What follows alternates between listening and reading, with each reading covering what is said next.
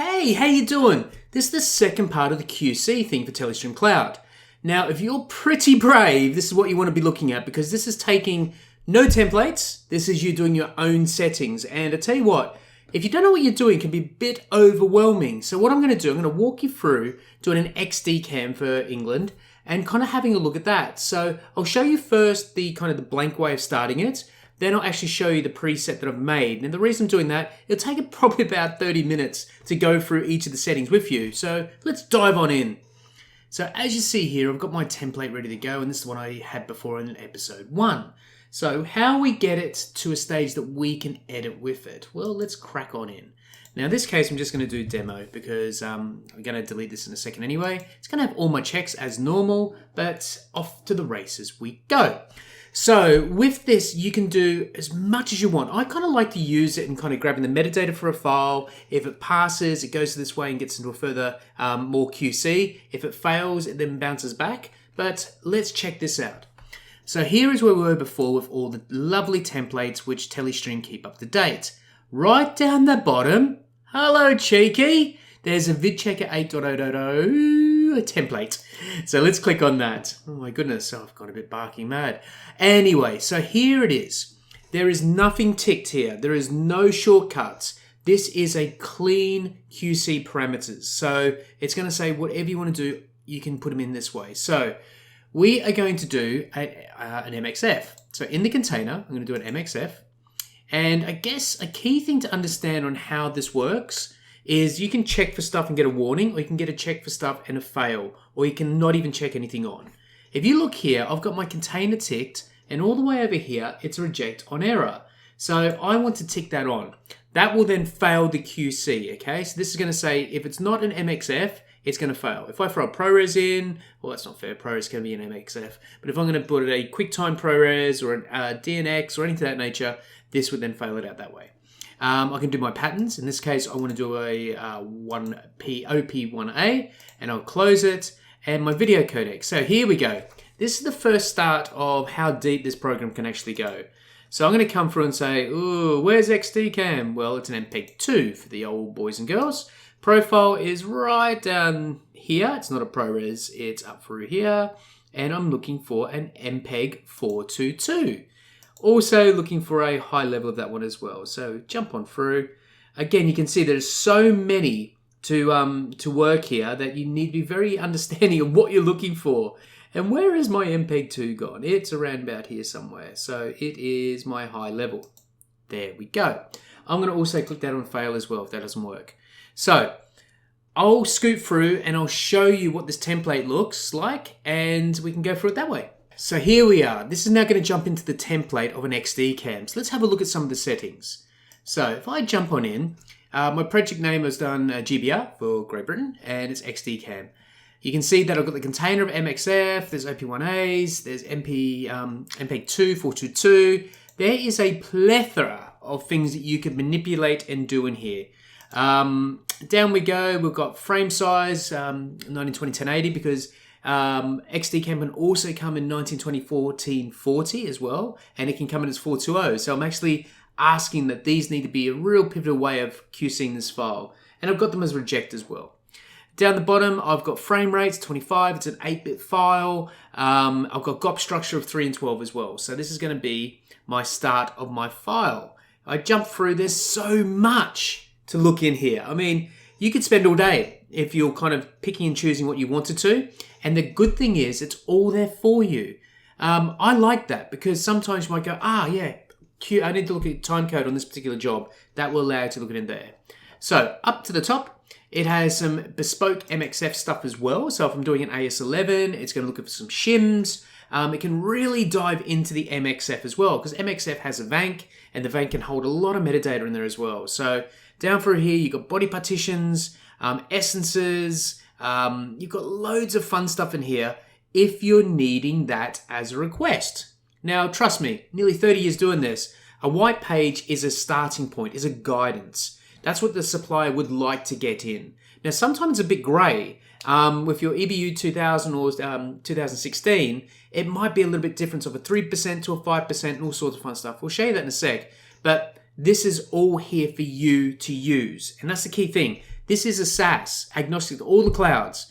It's not really saying, oh, you want to do something professional? Here you go. It's all in one place for you. Let's jump up and have a look at the video now. So the video is where all the fun is. The video one, and audio. Can't forget the old audio. I've got color space, want to be 709 because it's HD.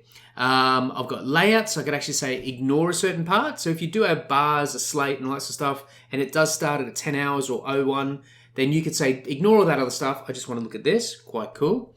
Down for here, you got, again, what I was mentioning with your EBU 2000 or 2016. It has a different kind of percentages of what can be allowed. So it can either be 5% or 3%, all sorts of fun stuff there. In this case, I'm doing EBU 2000. Again, check your supplier, but it's there for you. You've got black levels, you got gamut, you got color bars. Sometimes you don't want color bars. So, hey, tell me if there's color bars in there.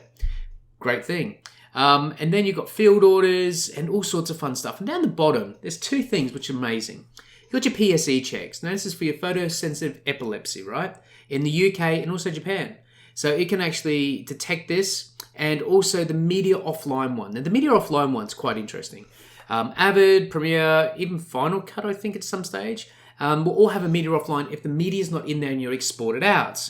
I've seen it actually go to where it's kind of cringy, but this will allow it to be caught. And trust me, that is a God save button, that one. But one thing I really want to draw your attention to is do correction. Right, so here's my my soapbox. I don't use that. And the reason I don't use that is for commercials, I personally like to get a PDF to know what I need to fix. Now, the button is there. If you've got a long show and it's just like one frame out, that is a godsend. Because if you've got 200 gig file, downloading to change one frame to re-upload, it's bonkers. But that is great if it's in that section there. For a commercial that's very short and it's only about a gig, that would be better in the PDF to actually understand what's going on. You shouldn't rely on that, is what I'm trying to say. Relying on a system to correct your stuff is kind of dangerous, because then it might be a different creative. There could be actually a physically part of the file that is wrong, and then that's actually throwing out a false negative, a false positive, basically saying, hey, there's a big spike here, but it was actually something that shouldn't have even been in the file. It could have been a digital dropout or anything of that nature. So test it, but be wary of that, okay? Up the top here, it's peppered all the way through, by the way. We've got audio, which will allow you to do all of your EBU 103, EBU R128s, and you've got a load of other stuff. You've got detection of Nielsen in there as well, and you've got your loudness. You can check out all your fun stuff in here. Now, doing a correction on that might be interesting, because if its audio is just out by 0.1 or 0.3, then that might be an easy way to do it. But again, check it out.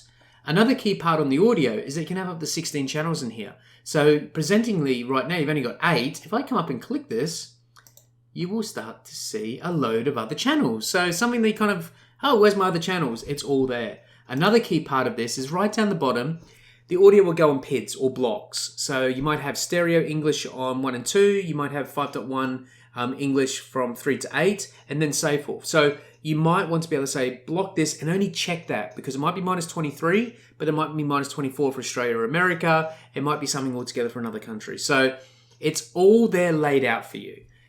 The best thing I love about this, not only because it's a SaaS, and that's a key thing, this can do as many jobs as you throw at it. It's not bottlenecked. It's not stopped. Unlike perpetual licenses, you're actually governed by the tin. You know, how fast is the machine to actually put this through? You can put 30-second commercials, 2-hour movies, anything you want can go into here. This allows for things to be processed. So you've got a post-job action, and this is, I'm liking where Telestream is going with this. You can add this and say, if the job is passed, copy the media to somewhere else. This ecosystem I told you about, you want to QC it, but then move it to another bucket to then be picked up by Vantage Cloud Port, by Flip, you know, all that sort of fun stuff. This allows it to get into the ecosystem. Another key thing is that you can actually copy the PDF. So if you have a file coming into a bucket, gets QC'd, and the PDF can pop out that way, and then you can pick it up and do all sorts of fun stuff. That's pretty cool. Another one is the notifications. Notifications can be a little bit crazy or a little bit sensible as well. Again, you've got your emails or your webhooks. For your emails, you can then select any of the media pass, processing, where it's at. So if you're in an MCR room or you're a producer and you're getting emails coming through saying, hey, this is failing, it saves you sitting in the UI all day long. So where do you go from here? Well, sky's your limit. First, get a naming convention straight out the gate, because that is really, really important. If you don't have a naming convention, you're going to get completely lost. Once the jobs come through, and here's one I prepared earlier, I've failed it for a reason to kind of show you that this will then show you all the problems with the file, so down through here, and you can download a PDF. The PDF can then be fired up and show you where the problems are. Down through here, I've got certain test tone. I'd activated too many channels for it. The codec, it was looking for something completely different than what I had. The GOP structure was incorrect. There's a load of other fun stuff through here, but it's showing you that it picked up one frame of luminance in this one as well, and RGB gamut was an issue as well. So right down the bottom, you can actually see is the Psc report right at the bottom. So it's saying it's actually passed it. Again, you need to check if your vendors. Some vendors might want a certain Hardy's test, some might want this test. It really need to make sure that you're locked in for that one. So there we go, guys. I hope that was a really good open-eyed session of it. Two things. If you have any problems, reach out to Telestream. I'm not being paid for this, by the way. This is what I use every day, and I'm kind of showing people that there's a really cool way out there.